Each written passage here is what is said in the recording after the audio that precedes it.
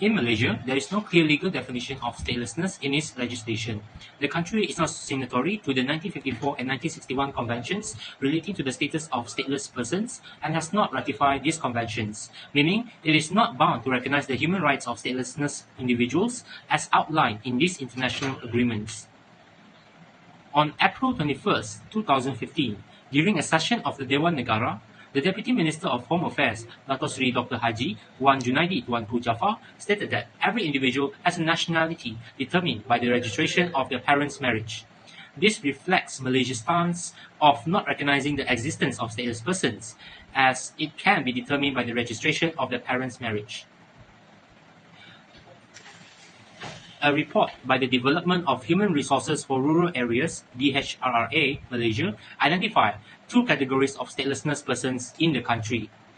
Firstly, undocumented persons who are individuals who either do not register their birth or whose identification information is not recorded by the state registration departments.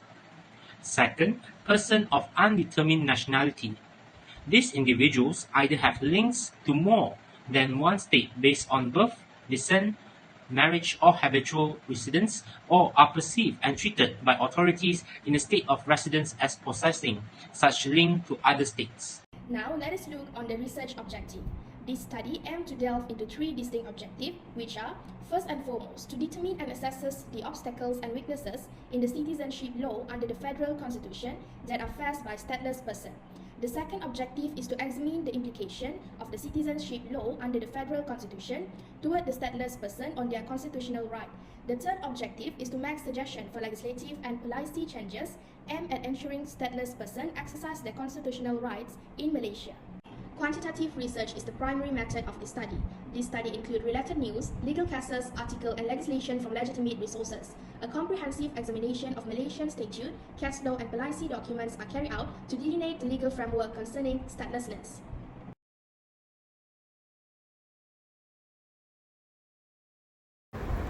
In this segment on the statelessness issues, the UNHCR reports that 10 million people worldwide are considered stateless without state recognition. This lack of awareness affects their ability to learn, to work, and lead personal lives, leading to social and economic instability. The UNHCR has the power to reduce, identify, protect, and prevent statelessness.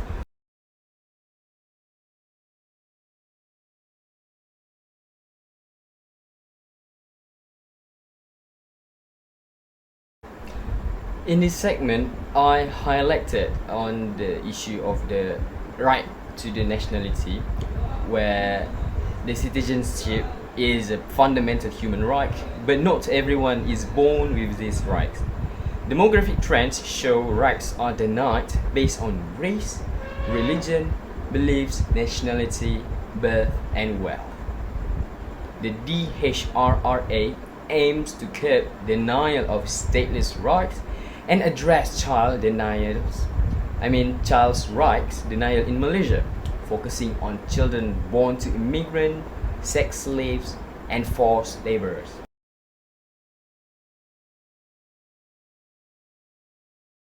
The Federal Constitution is the cornerstone of Malaysian citizenship law, as affirmed in the case of Pendaftar Besar Kelahiran dan Kematian Malaysia against Pang BC. Citizenship in Malaysia can be obtained through four main methods: by operation of law, registration, naturalization, and incorporation of territories. Citizenship by operation of law, as outlined in Article 40, automatically confers citizenship to individuals based on their birth circumstances. These include those born before Malaysia Day who were already citizens of the Federation of Malaya, and those born on or after the Malaysia Day who meet conditions specified in the Federal Constitution. In the 2021 case of CTEB and another against Ketua Pengarah Pendaftaran Negara, the Federal Court ruled that an illegitimate child's citizenship follows the mother's nationality. Citizenship by registration, as described in Article 15 and 16, is available for spouses and children of Malaysian citizens and long-term residents of Sabah and Sarawak, as seen in the case of Lee Minal Muniati and Kung Aik against public prosecutor. Naturalization, governed by Article 19, is intended for non-citizens meeting residence and character requirements with discretionary powers highlighted in the public prosecutor against Munusami case. Lastly, Article 22 governs citizenship for the residents of territory newly incorporated into Malaysia as determined by the Parliament.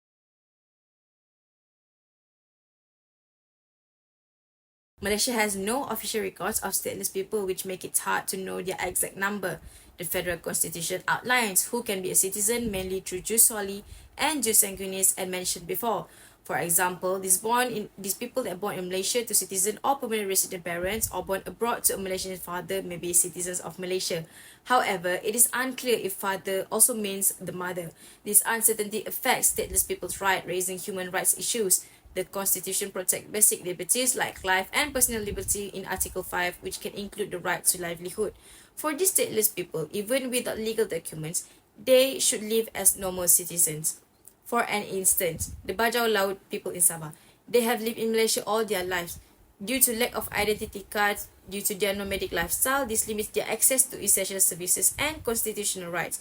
Without proper documentation, they face high costs for private services and restricted movement, which contradicts their right to move freely as mentioned in Article 9. In summary, statelessness people in Malaysia presents serious human rights concern and highlights the need for clearer legal protections.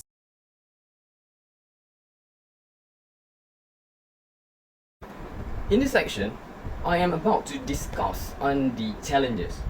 Although there are plenty of the NGOs that initiate their efforts on to curb this statelessness, however, there are still a lot of challenges in Malaysia.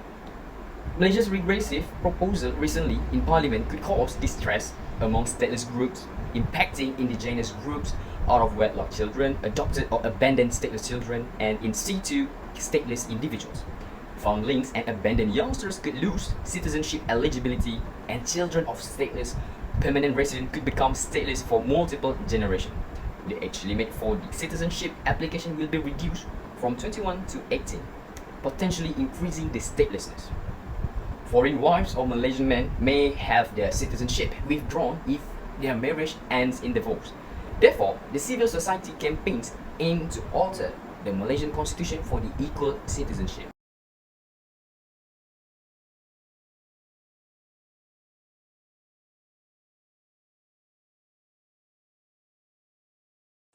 To solve the problem of statelessness, amendment of federal constitution and other initiatives are vital in ensuring that everyone can exercise their fundamental rights. Firstly, amending Section 17 of the Second Schedule, Part 2 of the Federal Constitution. Currently, only children born from recognized marriage can inherit their father's nationality, otherwise they follow their mothers.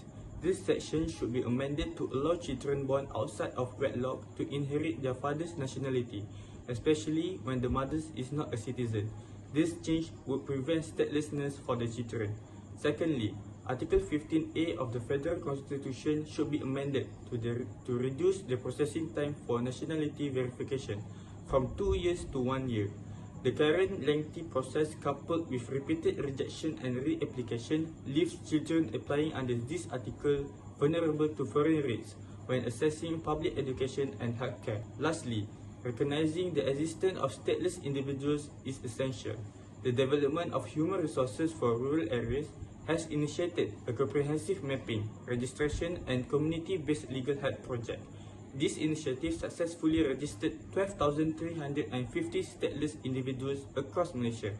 By recognizing stateless people, the public becomes more aware of the importance of protecting and supporting them.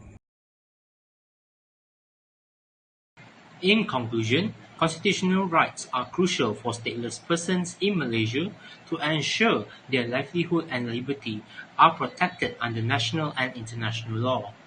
These rights are part of the fundamental liberties outlined in the Part 2 of the Federal Constitution.